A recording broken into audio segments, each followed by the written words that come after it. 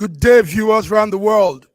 My name is Godwin Iweajunwa, and you are welcome to our weekly program, Friday Update, we call News Echoes World Affairs.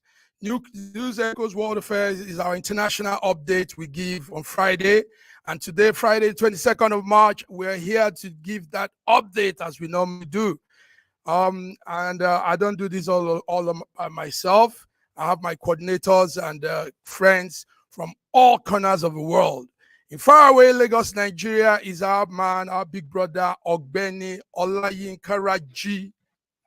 Ogbeni Olayinka Raji. I like that title, Ogbeni. Good morning, ladies and gentlemen, and viewers all over the globe. Welcome to our Friday SSM engagement. Thank you very much, Raji. Raji, Yes, with us also in faraway Toronto, Canada, is our big brother and coordinator, Sir George Chukwu. Good morning, Sir George. Good morning, Godwin. Good morning, Raji. And good morning, viewers from around the world. Welcome to our show. Today is going to be a fantastic one. Yes, it's going to be a fantastic one, gentlemen. Raji, we hope the network is settled. Last time they said it's some percentage, but we hope they've increased the restoration. Is that so? I think so. I think it's fully restored now. It's fully restored. Yes, fully restored now. Thank you very much, Sir George. Today, Yes. A lot of things are happening, but we are coming. We'll put our searchlight on a small country here in Europe. Okay. They are far away. They are not too far from the UK, but they are considered Europeans. They are in the Schengen, Europe, EU borderline, and that's Ireland in the north of west of the UK, where it's located. Now, the Irish Prime Minister all of a sudden says he's resigning. He's resigning, and his reasons weren't cogent enough, but he's stepping down. And that's a young man called Leo Varadkar. Leo Varadkar is stepping down as the Prime Minister of Ireland. He says he will do that also when the House meets and a new Prime Minister is appointed, is selected. So the 45-year-old leader that has been Irish Prime Minister for some time says it's hard for him to tackle some of Irish general issues. And he's coming down. Gentlemen, let me start with you, Raji. When we hear sudden resignation, sudden stepping down, people will look up to you. You want to say, yeah, this is the man for the job. And all of a sudden he says, I'm not the man for the job. How do you copy that, Raji? I think it comes out of realities of the situation. Also comes out of the honesty of the person involved. There are people who, when they are outside power, may think that the issues are so simple. Why are the people in power not doing what they are to do? Until they come into the situation and they realize that, wow, actually, what I might have overrated my capacity or underrated the problems that that the country is facing. And therefore, after some times, when you realize that honestly, I cannot go on. I don't have the capacity to lead this country. Let me resign so that a better person may come in to handle the situation. It's out of honesty, out of a sense of responsibility, out of a good character, integrity. Different from those who will stick on to it in case as everything falls apart around them. So I think the man should be commended. The man should be commended. George, Yes. he's not even his colleagues saw this. His colleague from the center right party. Not even those. The man says he believes that this government can be re-elected, and he believes that they call their party. There is the Irish word Teosach. He said they will be a better place in their leadership than him being in it. So It was a strange one, but he's stepping down, and he's doing that immediately. Also, immediately they can also figure out a prime minister. So, A George, how replacement. do you see this from your end? That's the man in there in the picture making the announcement on Wednesday, on Thursday. How? Well, what you're seeing here is people that are service oriented in their bid to rule or to be a leader. When a leader sees that his services are no longer, or his popularity or what he stands for is no longer in line with the public perception, most of the time, because they are service oriented, not personal oriented in their leadership, or because they are power hungry, or because money is the motivation behind them wanting to be a leader, then you see them become a feeling useless to the public, and therefore they step down. What is leading to all of this is simply because he wanted to change the conversation, the way the country sees marriage, and then also defining women, and some of these things that he brought forth, was not publicly accepted. Popular. So many leaders, what they do is when they see that the public interest in their leadership is no longer being met, they will just step down, and that's actually integrity. That is what you call a servant leader who thinks about the people. He thinks about the people he's leading. Now he is the youngest so far. He made history as the youngest prime minister of that country, and also the first openly gay man that came out, as a leader. So he served for 7 years and decided that okay, now it's time for him to step down. Well, I commend him highly for that. So other nations and other leaders, they ought to take a lesson from this, because if you're leading and people are not following, who are you leading? And if you're leading by fear, like many countries, they come out to say we support you because they don't want to come against you, and then all of a sudden they disappear. What kind of leadership is that? Of leadership is that, Raji? We've Yes, never sir. had a situation where leaders in Africa say, "Listen, I can't do this. I can't pull through. Let me step down. Let somebody else come in." Rather, what we have is our leaders trying to even add to the constitutional tenure. Like we saw that almost happened in the time of Yes. Obasanjo's regime. Yes. Yes, they add to tenure. They want to stay. In fact, they want to stay. They want to be leaders for life, if possible. So For life. when will Africa begin to learn these ethics in leadership? I mean, if you can't do it, you don't force yourself. Just back down. I don't think it's a matter of ethics. I think it's a matter of culture. It's a matter of culture and the situation in the environment. You know, the other time, was it the Prime Minister of New Zealand or so who also resigned? Their first female Prime Minister also Australia, resigned. Australia too. Australia, okay. Uh, Willingly resigned. If you don't have that culture, please don't bring it onto the system. In African setup, when a leader is chosen, it's almost always chosen for life in traditional African culture, just like in with the English kingship and all those things. Now you are in the kind of democracy which is also um, um, uh, which also based on tenure period. And if within that tenure you feel that you are not able to do what you said you would do, it is not in the culture of the African to resign. But it's the culture of the African to try to make to bully through until his tenure is over, and if possible to extend his tenure. So it's a matter of culture, not so much of ethics. of Well, culture. I mean, if it is of culture, why is it that we are having some European countries, like what we just saw recently, a man who sits in the throne as an emperor of a nation, and he can manipulate, he can kill, whoever comes against him. He's not an African. I mean, he Yeah. sits there as a permanent emperor until possibly his death, because he's already Yes. taken the system and know how to hijack that system through fear Yes. and intimidation. So everybody can come and support them, whether they are afraid, or whether it's by fear or by making sure that they don't hear any other news but the news that is being fed them in their country. So That's still it happens culture. in. When it comes to democratic culture, that's different.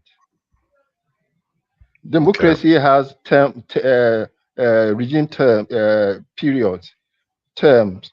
At the end of 4 years or 6 years, you are supposed to go for elections and change.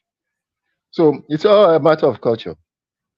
Well, is it really culture, or is it like, because, when we think about this, Honorable Raji, what I'm thinking about is, okay, is it really culture? Because all the neighboring countries around this particular place, they obey, what their constitution says. And this man is actually what the Indians will call shine face. He's shining face with democracy, because he's already Mm, known how to be able to hijack to stay in power for life, if mm, need be. mm, So now, whether he will go through what you call the democratic process, but actually the process is tainted, the process is not real, because people are afraid. You can't speak up.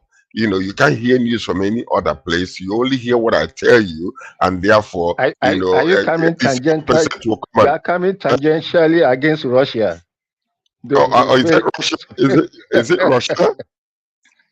Is it Russia? No, I'm just, I'm stating facts Gentlemen, here. let's move And on. Let's move on. yes, We have so much to cover. Yes, thank you very yes. much.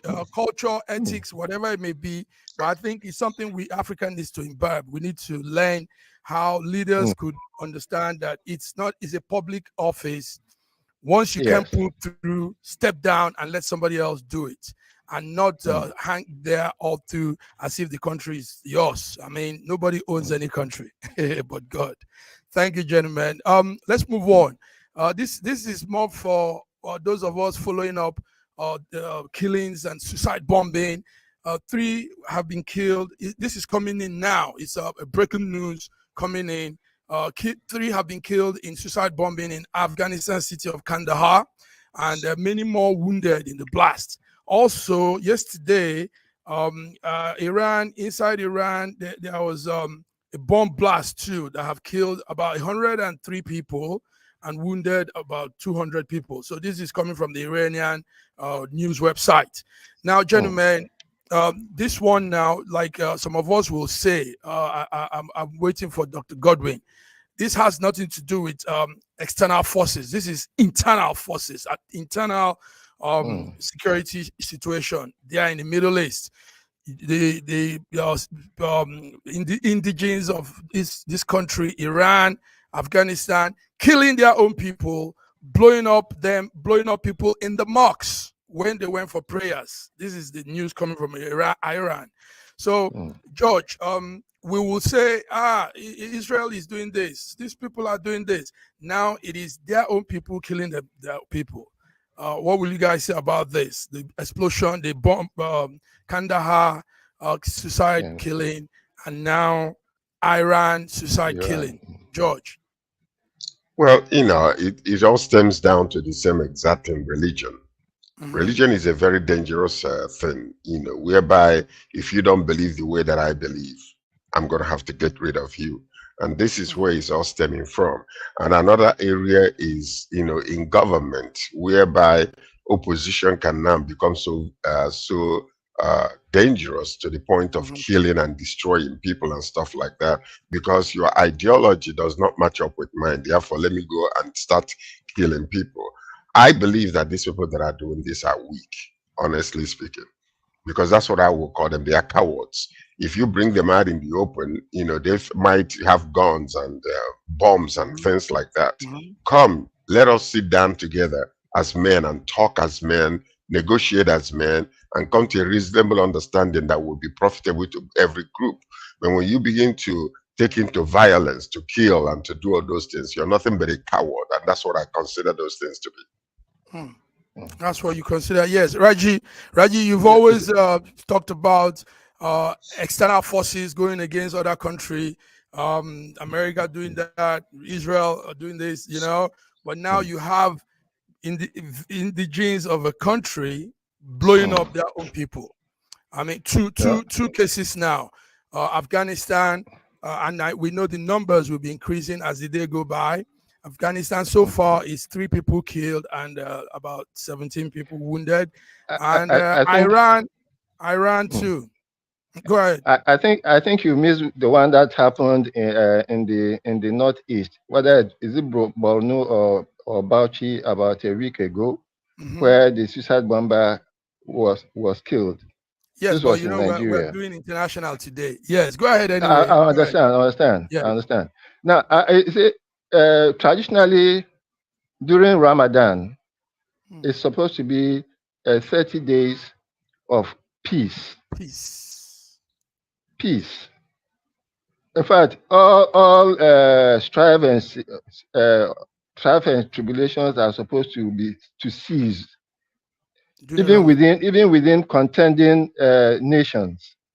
But inside the same Muslim group, and there's suicide bombing, and I don't seem to understand. And I think, like Sir George had mentioned, it's actually straight out of cowardice. Out of cowardice. As a person, even natural death, even amazes me. Natural death. Now, I'm afraid of natural death. How much more to tie some bomb around myself and blow myself up? Blow people. I don't think I don't have. I can't even imagine the mentality of the person who could decide on a suicide bombing. I can't imagine. I don't have. Raji, but you're a Muslim. There is this fanatical belief that when you kill for Allah, you go to heaven. You get some numbers of virgin. I don't know, ladies. I mean, that's what some of the things we hear. I don't know how true it is. You help us, Raji. It's all fairy tales. It's all fairy tales. Fairy It's all tales. fairy tales by a wicked group of mullahs who will not send their own children on suicide mission, but will mentally degrade their own followers to the extent that the followers will willingly go out for whatever reason on suicide missions. I think it is wicked. It is unconscionable. In fact, those people who allow their members who mentally degrade their members to the point of going on suicide mission should be arrested and persecuted and probably killed. Raji, but do you know? I've seen clips of people in the mosques on a worship day, and these kind of messages are being sent, are being passed out to them. George, haven't you messages of do this for Allah and you get virgins in paradise, you have all the good life. I mean, I don't think it's fables, really. I think before Sir George comes in, you see, there are even Quranic injunctions. Okay. That questions that what are you, feeble man, to fight God's fight? If God wanted to fight himself, if Allah wants to fight for himself, Allah has a capacity. Allah will not depend on you, feeble creatures of his, to fight his fight. Nice. And it's also part of the preachings. That's why I say all those preachers who preach that kind of preaching are actually not going against. They're actually going against Quranic injunctions. Yes, but it's the same thing. It's the same thing. It's the same thing. Sorry, Sir George. It's the same thing that Muhammad preached. That I'm just trying to remember that surah. That is a passage. Let your faith be your faith, and my faith be my faith. Because my faith is not your faith, and your faith is not my faith. Mm. Yes, yes. If it were for up to if it is up to Allah to decide for you what you will be in life, and it is not beyond Allah to make all of us Muslims, all of us Christians, all of us whatever they call infidels. Mm. So So, if yeah. by chance you have seen the way and you have been born a Muslim, it is for you to show the other people by your character and your integrity Mhm. the way of Allah, for them to follow you and not by force. Not by force. No, For not by them to force. follow you and not by force. George, you were going to say something. The fact is that sometimes we sectionalize or, generalize certain things that we do based on a particular group of people, religion, Yeah. ethnic background, or whatever the case might be, skin color. But the fact is, you find it everywhere you go. There is no religion out there that you will go, you will not find some fanatics, you will not find some people that are teaching, personal experience or personal, something that they conjure up themselves and they feel like this is the way that I'm going to interpret what either the Bible says or what Exactly. is, the Quran says or whatever the case. You Exactly. see those people that are, it's all about person. It's all about their individual person, not about what that book they don't stay in context. We've seen it in Christianity, people coming to do all kinds of nonsense and call it Christianity, and they come and interpret the Bible in a way that suits them, maybe culturally, traditionally, or whatever the case might be, rather than staying in the Yeah. context of what is being Thank you. taught. Love is the key there, for Christianity. That is the only commandment that we have, but also in Muslim religion, we saw also past in the years when the Nation of Islam in America used to perpetrate certain type of doctrine until one of their main leaders went to Hajj, or what they call them, when they go The and Mecca, they yeah. started seeing in Mecca, and they started hearing about love being preached rather than carry your guns and go and kill your opponents and stuff like that. He came changed, and when he changed, that brought about his demise. He was killed as a result of those kind of things. So in Malcolm this X. particular case here, I believe that people come up with their own ideology and then they want to force it on people. If you don't agree with me, I'm going to get rid of you. I'll kill you, which I Okay. consider to Yeah, be you're talking of wrong. Malcolm X, George. That was Malcolm Malcolm X X. is Yes. what, yeah, Malcolm Okay, X is yeah, what that's who I was Malcolm talking X. about. Yes. He started out with the any means necessary, kill anybody, and at the point he turned around and started preaching love, and they killed him. They took him out. Mhm. Gentlemen, That's it. thank you very much. Our viewers, you're tuned into our program this Friday morning, News Echoes World Affairs, and what we do is look strictly into international news updates around the world. Gentlemen, let's move on before we go on a small break. We've talked about the Kandahar situation. I'm on standby for updates because we know the numbers will increase. Also in Iran had bomb explosion in the mosques, and these are very sad situations coming from that part of the world. Israel Hamas update, gentlemen. Uh, we have the United States Secretary of State Anthony Blinken right about now.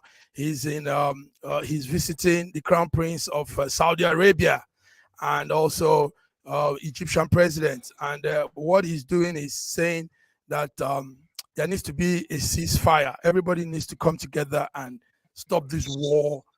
Israel, they need to stop. Hamas, Palestinians, everybody need to stop this because innocent lives are going for nothing. And also so that they can bring in the food and those provisions they have for the refugees. So who's following the Israel updates?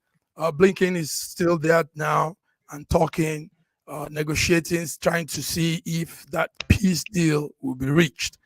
Raji, what do you Yes, have on sir. that? My take is almost always quite different from other people. You know, Mm-hmm. at the end Yeah. of every engagement, Mm-hmm.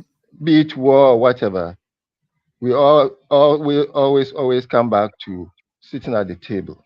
So why do we go through wars, through destructions, through devastation, through killings and things, only to come back to killing? It is only the human being, only the human race that is so convoluted in itself as not to see the simple things that they have to do to avoid strife. It seems as if the human being loves strife and tribulation. And when there's peace, the human being will do everything to disturb the peace. Disturb the peace. Because there was no reason for the level of bombardment that the Gazans had been subjected to, unless except from the heart of a very wicked monster, Yes. which monster which I have identified as two: the American state itself and Netanyahu and the Zionist state. By the time the whole thing started, with all the misinformation, disinformation, the ingenious perspective that was brought into the thing,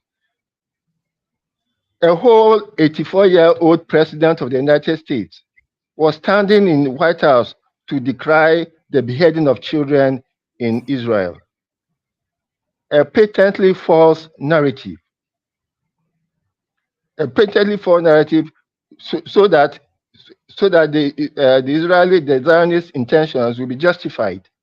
Okay. And after the killing of more than 30,000 people, majority of them children, after we've seen pictures of children in incubators being thrown on the floor, yes. After we've seen the devastation, after we've seen more than 70% of occupied dwellings in Gaza being razed to the floor, we are now talking about ceasefire.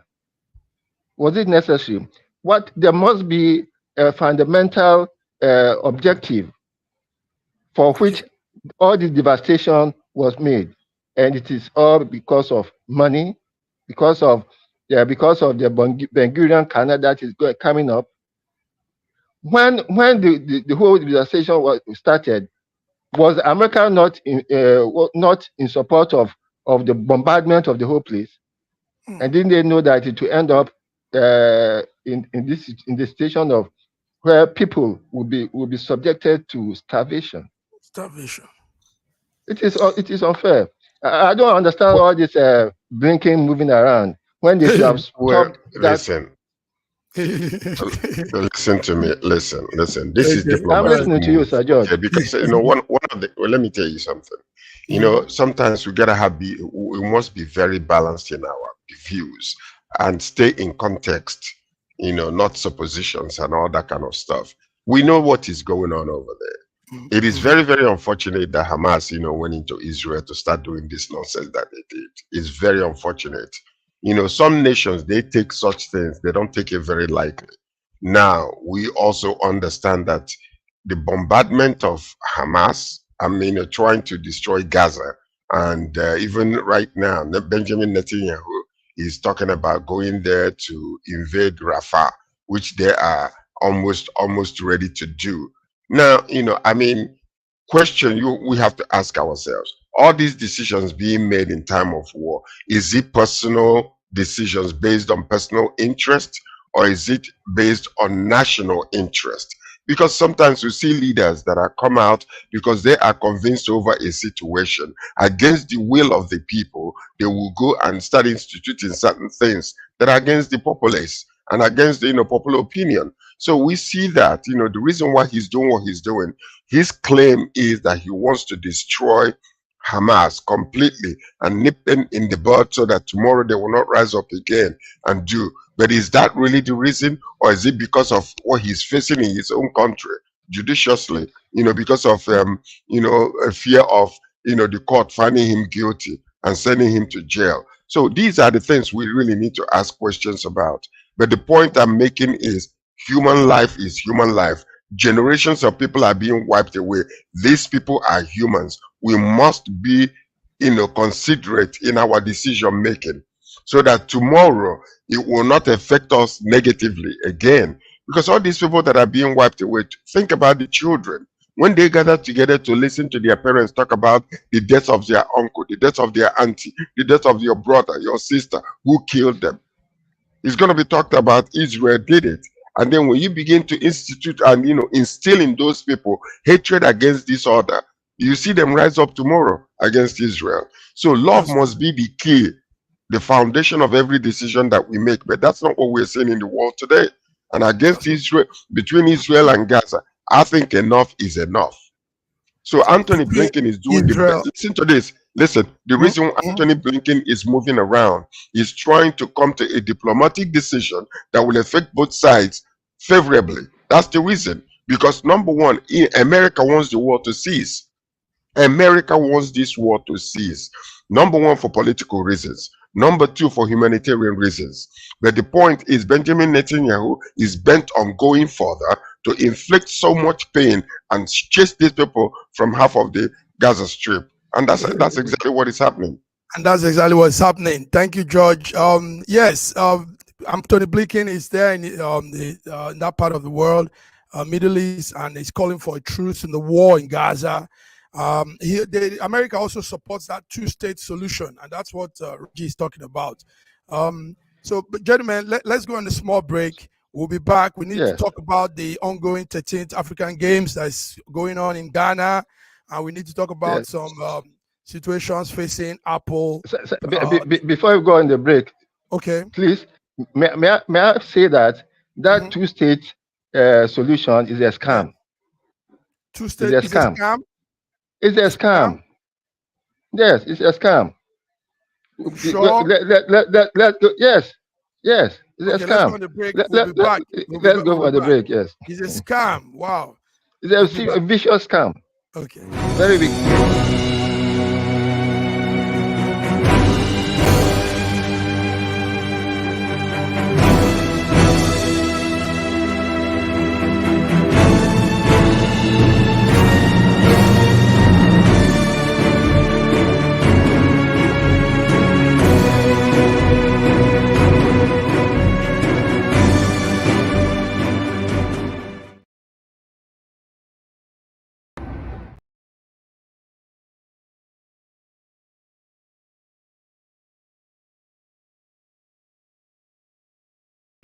Hello. Hello. Can I ask you a question? Sure, definitely. What's your name? My name is Nima Benseto. Where are you from? I'm from Nigeria. What's the most beautiful thing you can tell me about Nigeria? The most beautiful thing about Nigeria is being Nigeria. It's being Nigeria. That's perfect. Definitely. Thank you. Bye. No matter where you go, make you not forget area. Na Naija tí òde bá ti lè padà wálé how I wish say I fit reach you anywhere you dey far away. That's one no say make you dey born area motherland yo.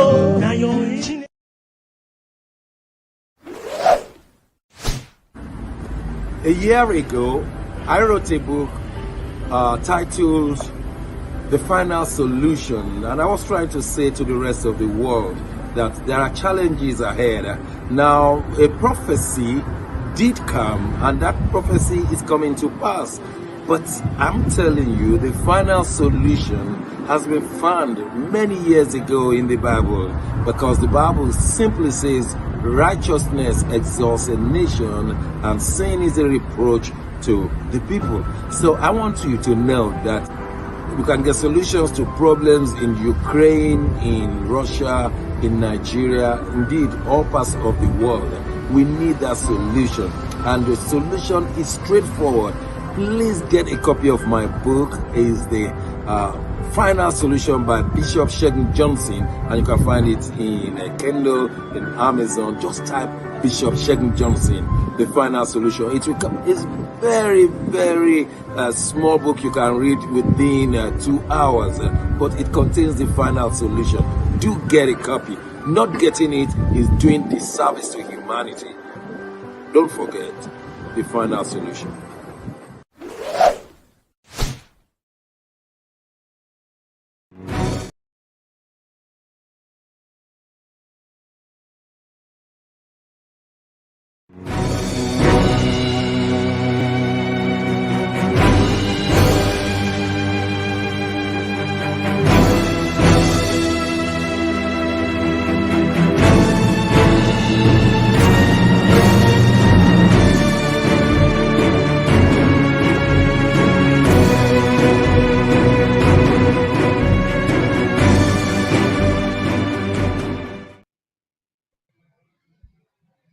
Gentlemen, we're back. Viewers, we're back. And this is our program, News Echoes World Affairs.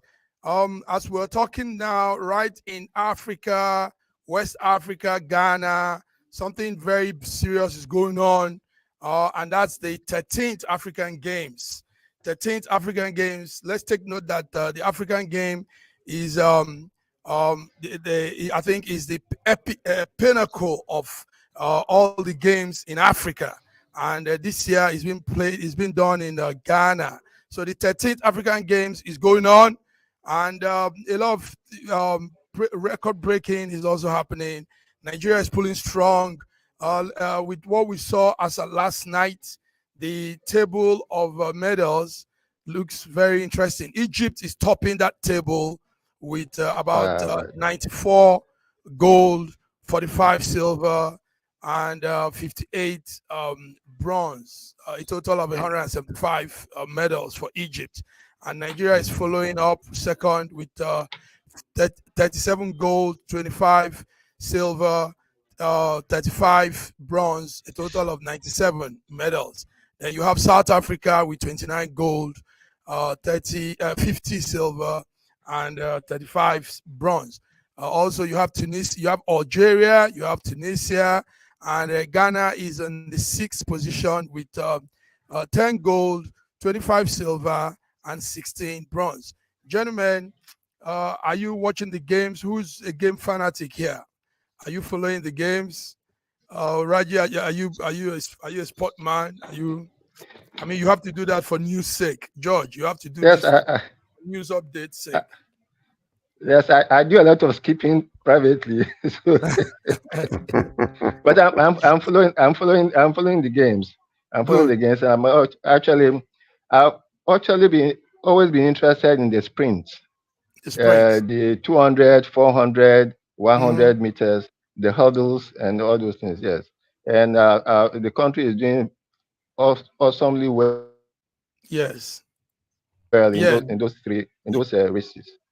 In fact, that's true. The 4x400 race was interesting. Yes, we the all saw that. 4x400 was very, very interesting. Yes, we saw that. That's correct. Nigeria came first, and Amusu, our lady, our top lady, Amusu clinched the 100 hurdles gold.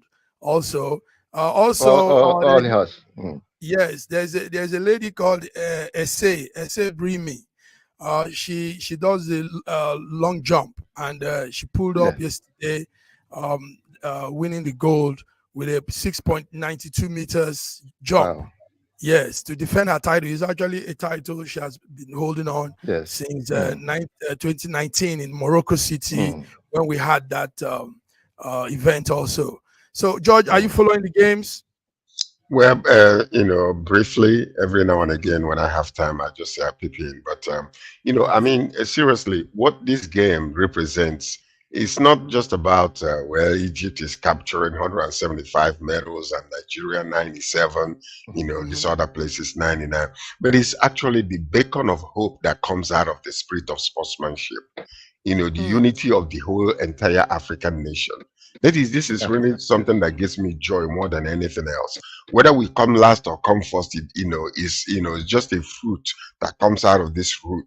And this root is the unity of our African continent coming together to have fun. Let all walls be broken down so that we can all stand on a fair equal ground. And congratulations for Ghana for doing this. Actually, Ghana is really just coming up there, doing great things, and we're very proud of them, to hosting this game. And the president came out and echoed, what I'm just saying right now about the unity of Africa, the spirit of sportsmanship, where everybody's looking in the same direction together rather than looking at each other. And competing in sportsmanship is whereby when you lose, you gracefully accept defeat and then thank everybody, and go on by your own business. This is different from politics.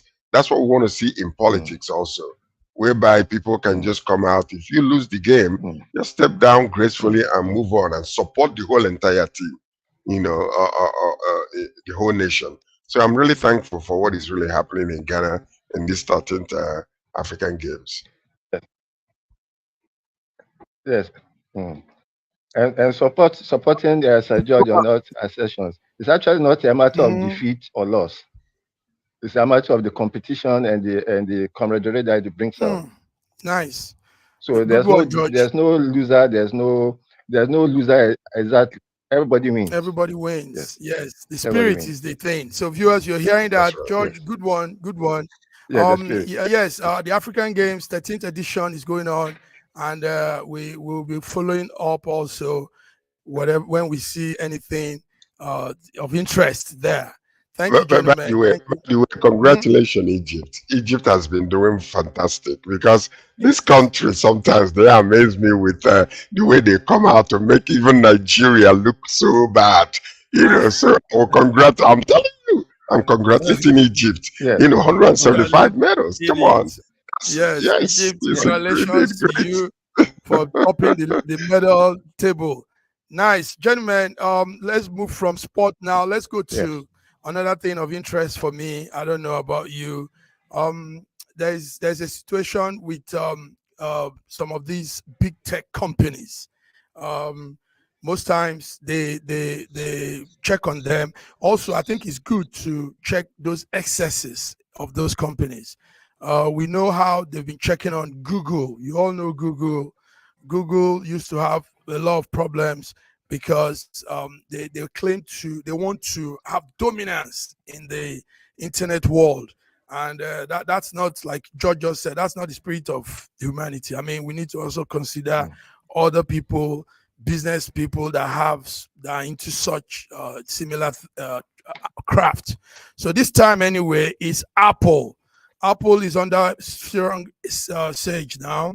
US is accusing this company of monopolizing the smartphone markets, and they have filled up a landmark lawsuit against Apple, saying that Apple is causing some other smartphone to crash, and is monopolizing the smartphone market. So it's a serious one for us in the media world. Seeing that Apple is also under fire now. Let me start with Raji. Raji, you're also a media man. You're into electronics. Is it a good thing to check these media companies, these internet companies? Is it good? Does that help business? Does that help, or it will reduce efficiency? For the good of all, monopolies have to be broken. Monopolies have to be broken. If there's too much monopoly, if there's monopoly on the side of Apple, for instance, it stifles development in all other areas. When there's competition, there will be a lot of improvement in the tech field. But I don't think Apple could have that level of dominance of monopoly across the world. I think it will be mainly in the US. Mainly in the US, where Apple will have such dominance, because other companies like Huawei and Samsung are giving them a run for their money. And in fact, there are so many products of Huawei that are far more interesting than any product from Apple. But then, maybe in the American environment, yes. Apple but Huawei used to also power they were building the processor for Apple. So that's why Yes. they can compete well with Apple, because they understand the rudiments of what Apple uses. So anyway, we are following this because we want to know how the monopoly thing will be broken down, like you just said, Raji. Let's take note that in April, EU, the European Union, also fined Apple about 1.5 billion pounds for breaking some laws over music streaming. That was sometime in April, sometime last year, April. And a lot of complaint has also been coming towards against Apple, complaint of like you said, monopoly and issues concerning their hardware and the software, and restricting access to people having access to their hardware and software. I don't know why people want to have access to that. George, you are there in America. Is it true? Sorry, before George goes in. In fact, even the interface that was on Apple was so restrictive that the EU had to compel them to change their interface to the general Type-C that everybody has now. Okay.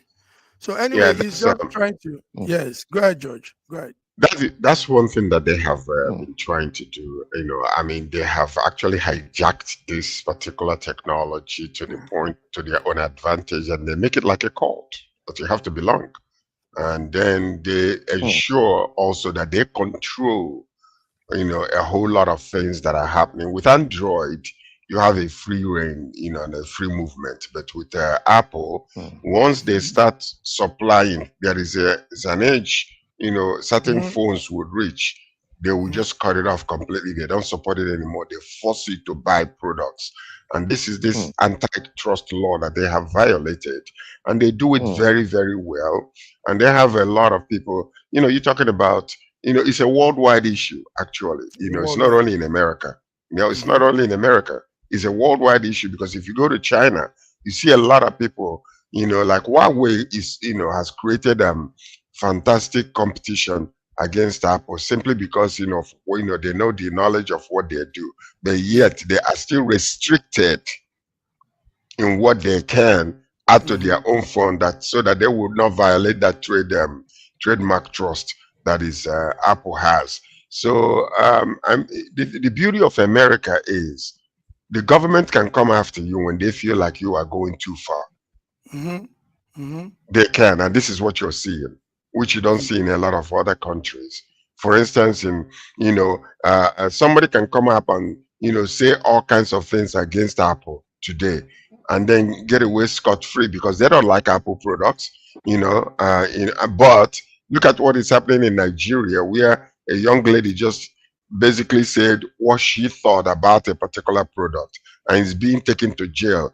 And she's a pregnant woman, and the owner of this company is, saying, there are places in jail for pregnant women. Can you imagine that? So if the government is coming against a company, a conglomerate company like Apple, and saying, you guys are going too far in this direction, that we need to check and balance you to make sure that you do not go too far. What about people having the freedom of speech to come out and say what they feel about a product, and then you're going to try to take them to jail? So Nigeria needs to wake up and stop this nonsense that is happening there. Yes, George, me and you were talking on that issue some time ago. Raji, what's the story? What's the update on that woman? A lady came out to the press and talked about a product. And the owner of the product, the tomato paste. Yes, and the owner is fighting out. I mean, there should be reviews. Customer, there's what you call review, feedbacks, and customers' comments. So you can't impose a product on somebody and don't want them to talk about it. I mean, it's crazy that is happening. Welcome to the stage is our man from Russia with a fresh cut, looking nice. Did you cut your hair? Godwin from Moscow, Russia. Godwin, how are you? I leave it to the Nigerian economy so that you can be honest. Let's get what did you say? You did what? I leased my Brazilian hair to the Nigerian economy to keep it on its feet. Oh, your Brazilian, and you that's have I like lots that. of them there. Wow, it's I good to like see you. that. You should But have you look sent it good. to You China look now. good. This makes you look nice, like a China, little China schoolboy. is the one that takes our hair and converts it so that women can wear it on wigs. You look 10 years younger. Nice. You're welcome, Thank you, Ibe. thank you. We were just talking on the Apple issue, but let's move on to other things. Or Ibe, did you hear us talking? Do you want to add to some of the discussion? No, I don't want to add to the Apple. I think it's okay. It's treated. Okay. Let's go down to other things. Last time we talked about the space. Even though there is war on Earth between countries, nations, but when they go to space, they have this air of friendliness and cooperation. But alas, it's no more so. As at yesterday, as at Tuesday, the United States and Japan are on each other's throats on what they said. They are both accusing each other of going to space to build nuclear weapon. So now America and Japan are fighting each other, and the United Nations is coming in to say, listen, we have to now set the pace of what you guys do up there. Up in the space, they want to begin to try some nuclear weapon experiments. So this is causing some fuse between both countries. And also, Russia is in the talk too. Russia is in the talk that they are going to space to build some weapons that will target each other's satellite. So this is what is happening. I don't know if you guys are following this. This is on the international news. Yes. Okay, Godwin, if you're following that, let's hear what's it. Russia too has been indicted in going to space to build. It's just accusation, just baseless accusation. But anyway, is good. Diplomacy is good for many years before the Second World War, and even after the Second World War. There's been diplomacy, power diplomacy.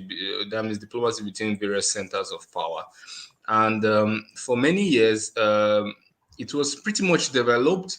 But there were some exceptions, outbreaks. It wasn't enough for treaties to prevent military outbreak or conflict until there was a nuclear deterrence. Nuclear deterrence basically ended the Second World War and also gave both the Soviet Union and the United States that duopoly for a while.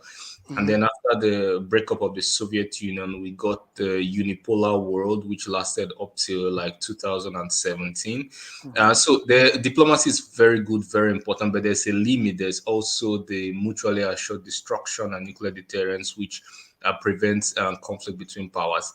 Now, going straight to space weapons, it's diplomacy could lead to agreements where both sides will promise not to do any testing for such space weapons. But the truth is that let's not be naive. All sides will be developing vehemently, seriously, the capability so they won't be caught off guard.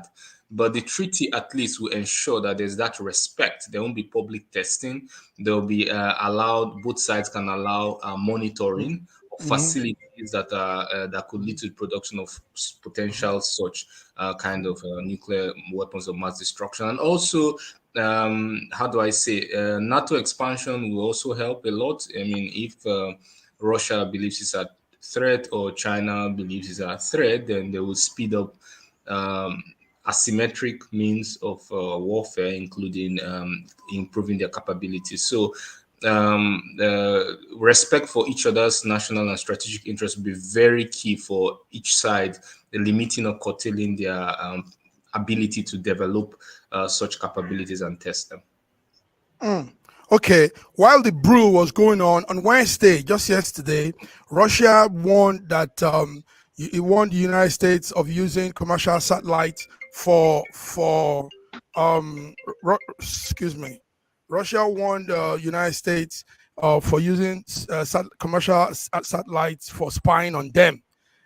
They say the United States is using Elon Musk's company SpaceX to do some intelligence agency work behind and spying on their satellite and all that. So, but what we're coming to also, why we're bringing up this is it used to be harmony up there with all the nations. So all of a sudden, peace has broken. They are now at war with each other. And what the United Nation is saying is, let them not go up there and blow up each other's satellite and affect activities back on Earth. George, you're close to United States, and what's this thing happening? No more peace in the airspace. No, you see, what's happening is, this sign of the times, and technology and all these things that are taking place. Number one, Japan is very, very concerned because of Hiroshima and what happened to them many years ago. Okay. So they are basically that's the outcry, and being surrounded by certain people that, or sometimes we want to veer off from whatever the whole world agrees on, to do their own thing on their own, terms, rather than the terms agreed upon. So that's the reason why they're crying out. And, because there are some things that could be allowed, which can actually become very detrimental to the life on Earth here. Like going into the space to do this nuclear weapon. What if anything happens over there? How would it affect the Earth here, the people living here on Earth? And how would it affect everything else, including technology, communication, and so it's really a very serious issue that we need to pay attention to some of these developments and ensure that there is a common understanding and restrictions to be imposed on everybody, not just some people. Because what we're seeing now, there is an outcry from some smaller countries who are saying that these major countries are just hijacking the whole entire thing.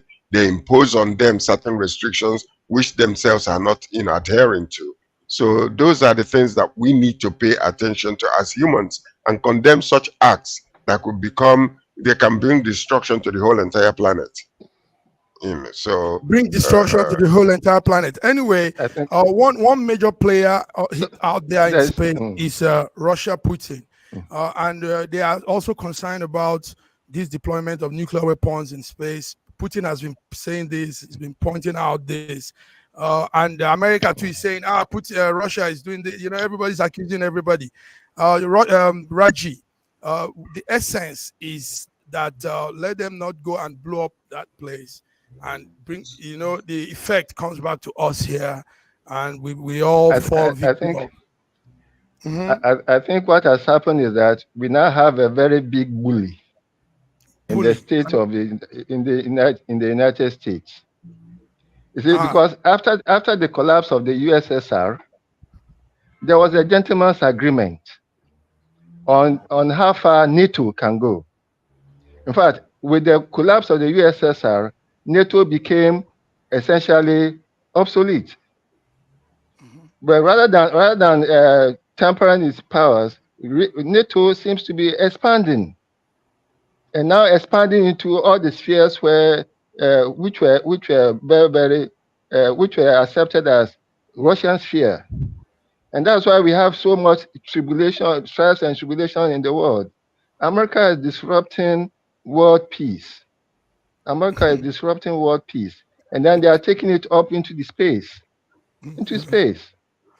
America needs to be called to order. And the United Nations. I don't understand. What are you saying, really? Because I don't. These are people trying to curtail what is going on, and you're saying that they're destroying the nation. I don't understand. What are they curtailing? What are you saying? What are you saying exactly? Because it doesn't make any sense. It's almost like you're talking from the two sides of your mouth here. You're saying America is doing this, but these are the people trying to curtail such things happening. America is the person causing all the strife and tribulations in this world. There's no honestly there's no threat to Japan's existence from Russia or from China. Yeah. There's no threat. Don't emotionalize. Yes, 1 minute, please. Go ahead. Godwin.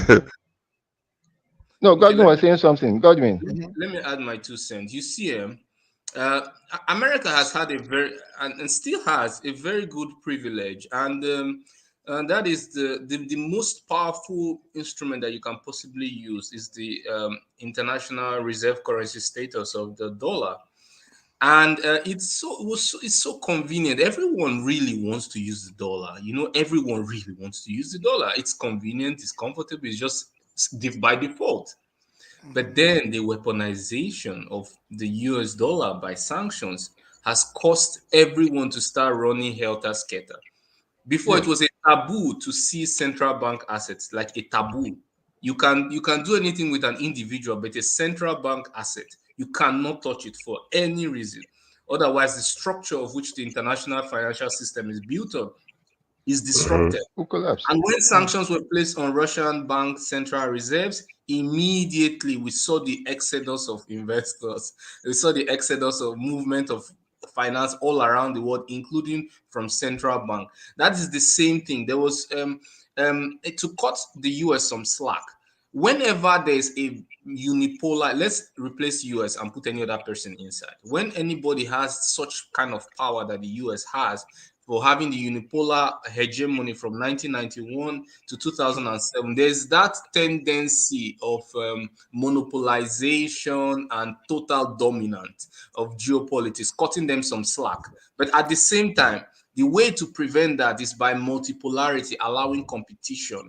And that's the way that we can have non-primitive diplomacy and more advanced power play diplomacy, where everyone can identify and respect national interests and allow the diplomacy to have effect. So while I am cutting them some slack, being the fact that that's the natural tendency of a monopoly, but at the same time, we also can prevent that by pushing forward for multipolarity and allowing that competition so that everyone can checkmate each other and there can be mutual trust.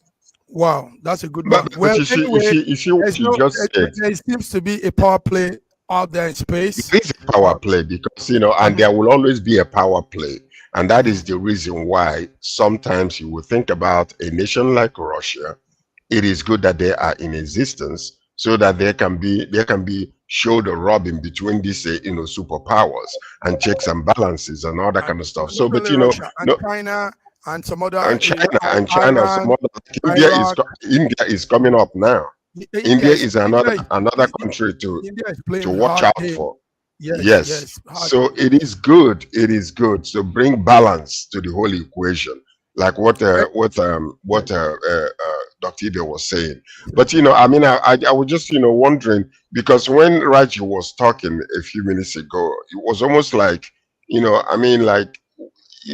blaming generally without contextual type of narration to that particular situation, not in line with what we are discussing per se. America is the problem to the whole world. It's not. It's like you shouldn't be saying stuff like that. You have to stay in context. He had his points anyway, George. He does. That's what I'm saying. Be in context. Anyway, there are actually two main terrorists. We were giving extra 5 minutes. We were giving extra 5 minutes, and we appreciate that. There are actually two terrorists in the world today. Okay. The US and probably the Zionist state of Israel. Two terrorists. Yes, viewers. And they are the first to brand you a terrorist. We have to go. Let's come back Monday. Let's see what's happening out there in space. We pray they don't blow up space and blow us all up here also on Earth. Viewers, we have to go. Godwin, Dr. Godwin, you look good. You look good. You look good. I was worried about your wool on your hair for a while. I was wondering. All right, guys. Till we come again, viewers. Thank you all for tuning in. You are the ones we do this for, and we're happy. You guys are always there to follow up. Put in your comments, put in your feedbacks, and we'll be glad to follow up with you. So till we come again, have a beautiful weekend, guys. Wonderful weekend, everybody. Yes. Wonderful weekend.